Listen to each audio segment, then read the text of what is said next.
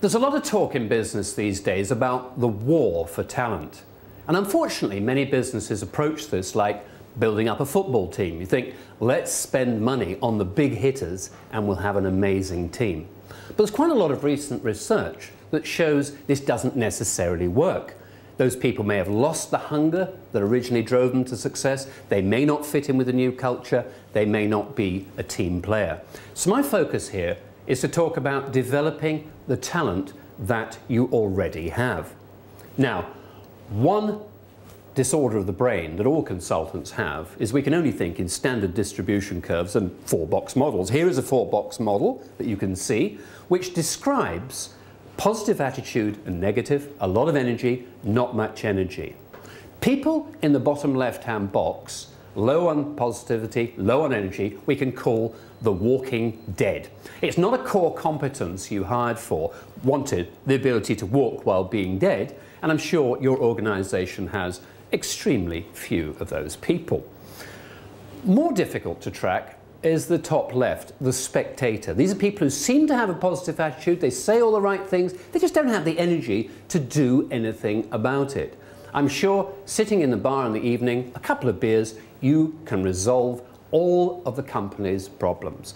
I often ask an audience to put up their hands if they believe they would do a much better job of running their part of the business than their immediate boss. That certainly tests the corporate value of openness. The serious thing, though, about a spectator is they're giving advice from the touchlines of life. We're all experts from the touchlines. Bottom right, which means a lot of energy but not very positive, are called the cynics. I'm sure your business has absolutely no cynics in it. And by the way, for people who love these fine distinctions, the thing about a cynic is that they believe that they're only merely a healthy skeptic while depressing all others around them. Their favourite saying is, it's flavour of the month.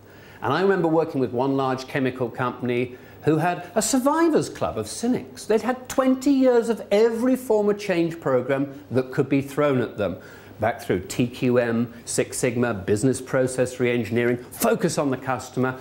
At the end of the week, they'd have a couple of pints of warm English beer and say, well, we can forget that. We'll be reorganised. He'll be gone. Let's get back to thinking and business as usual. I'm sure it's never happened in your business.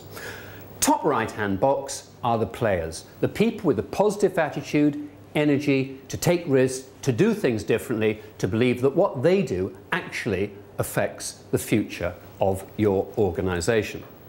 Now be careful, because when you first see this model, you probably start thinking about other people. Him, he's walking dead. She is a spectator. He is a cynic. Me, I'm a player, but look at this other lot I got to work with. Now, be careful. These are different aspects of you and me. In the whole 24 hours, I can go through all of these stages. I can be walking dead about something, a cynic, spectator, or in play. And mentally, I use this model about 3 times a day, not looking at it physically, but it's in the back of my mind, just to think, Nigel, are you really in play at the moment?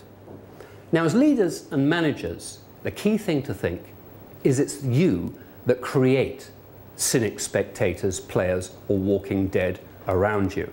And that means you're not accessing, of course, the full talent of the people in your organisation. So here's some tips for bringing your talent more into play. Firstly, the greatest human need is to be appreciated. How can you actually display more meaningful, heartfelt, real, authentic appreciation for somebody who's just been doing a great job for you? Now, my experience of this is I talk about it all the time, and yet whenever I do it with the people who work with me on project teams, in conferences, I find I've done it a month too late. So think about that. And don't all rush back, by the way, and say, well, I need to go and appreciate people around the business. They'll think, haha, you know, he's been watching a video, been on a seminar. It's got to be real. It's got to be meaningful. Appreciate people, they'll come into play. Secondly, spring clean your own attitudes. When you look at your people, what do you really feel inside? Is it TLC, tender, loving care, or TVC, thinly veiled contempt? Because, you know, people are smart. They know what you're thinking about them. And therefore the tip is to look for the highest in people. You won't always find it, but you know, this is a numbers game. If you continually look for the highest in people, you are more likely to get it. And lastly, show them what a great job looks like. I think this is absolutely critical for bringing on talent.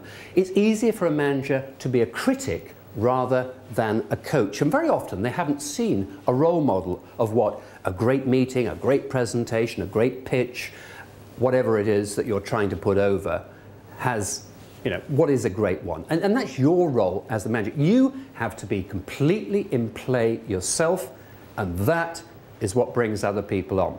And the last tip is this: remember, you are your diary. How do you tell what an organization values? It's where its leaders spend their time, money, focus, and energy. The rest is just fantasy or some nice words on your website.